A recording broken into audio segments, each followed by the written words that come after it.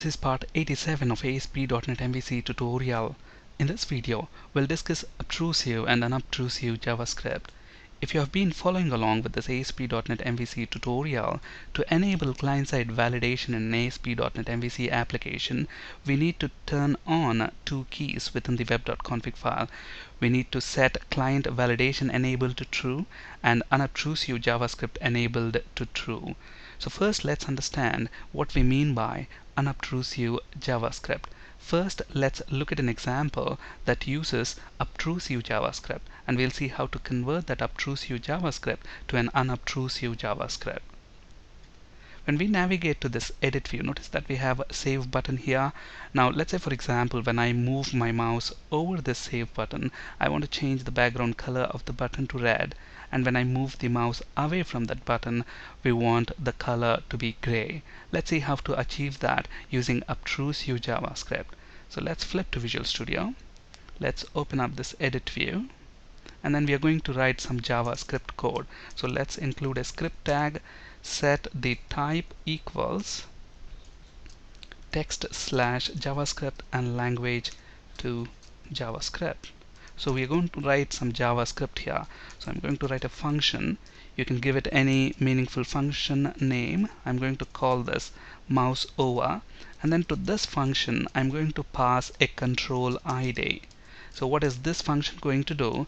It's going to find the control which has got that ID. And to find that control, I'm going to use this method getElementById, and I'm going to pass it the control ID. And obviously this getElementById function is going to return a reference for that control. So I'm going to store that in a variable called maybe control. And what we need to do here is to set the background attribute, background color for the control. So control.style.background color equals, let's say for example I want to set it to red color. Okay, similarly I'm going to have another function, and let's call this maybe mouse out, and let's set the color to gray. Alright, the next step is to invoke these functions. So let's navigate to the submit button on mouse over. So when that event happens, what do we want to do? We want to invoke our mouse over function. So let's copy the name mouse over, and we need to pass the ID of the control. Okay, so let's invoke this function here. So we need to pass the ID of this control. So let's include an ID. Maybe let's call this btn submit, and let's pass this ID to this function. And similarly on mouse out, when this event happens, we want to invoke our mouse out function. So let me copy this, and let's change the name of the function to mouse out. Alright, let's save everything.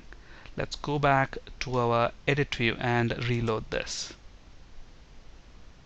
Alright, look at this. When I mouse over, we have the red color. As I move away, we have gray color. But then the JavaScript that is present here is obtrusive JavaScript.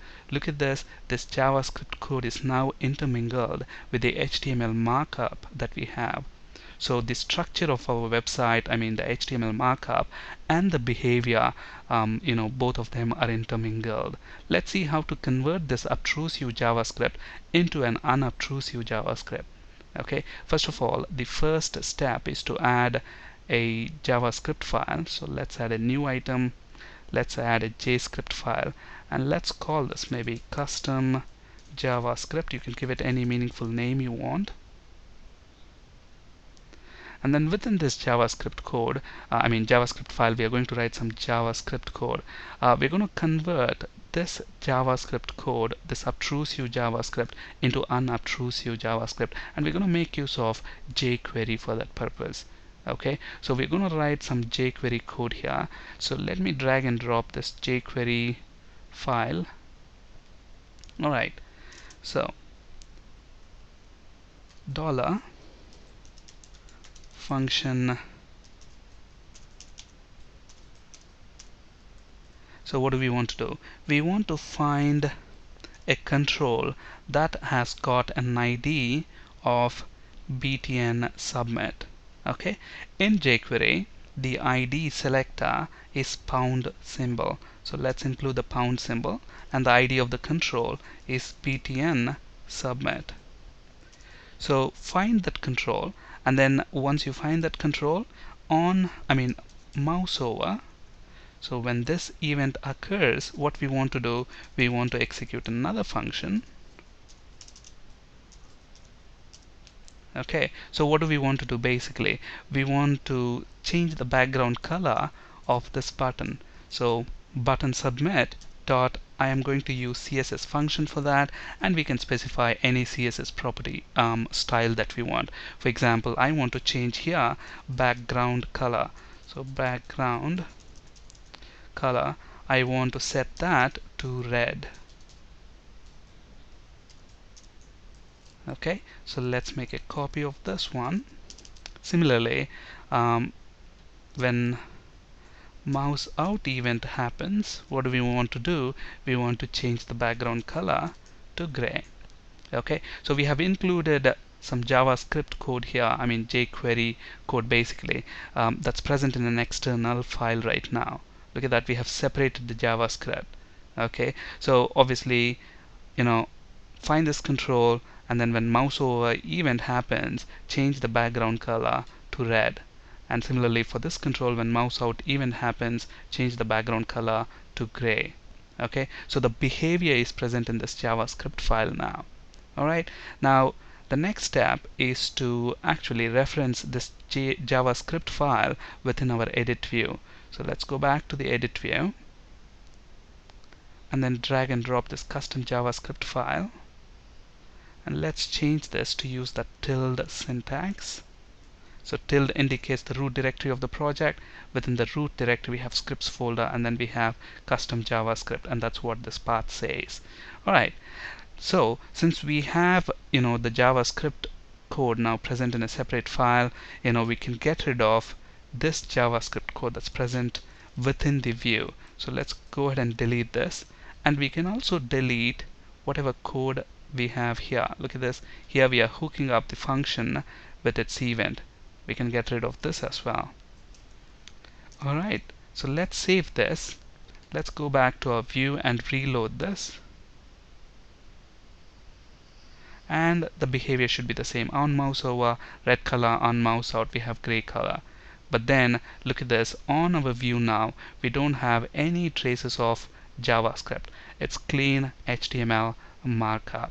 All our JavaScript now is present in a separate JavaScript file. So what is unobtrusive JavaScript? Unobtrusive JavaScript is a JavaScript that's present from that is separated from the website's HTML markup. So this unobtrusive JavaScript resides in its own file. So basically we are separating the structure of our website from its behavior. The HTML markup is present in your view. The JavaScript, which represents the client-side behavior, is present in a separate file. And what are the advantages of using unobtrusive JavaScript? There are several of them. The first one is obviously separations of concerns. That is, the HTML markup now is clean without any traces of JavaScript on that view. Obviously this means a page loads faster. It is also easy to update the JavaScript code, as all the JavaScript logic is now present in a separate file. And we also get better caching support, because all the JavaScript is present in a separate file, which can be cached and accessed much faster. On this slide you can find a link to YouTube playlist where you can find C#, ADO.NET, ASP.NET, SQL Server, and MVC playlists. In these playlists, all the videos are arranged in a logical sequence, which could be useful to you. That's it for today. Thank you for listening. Have a great day.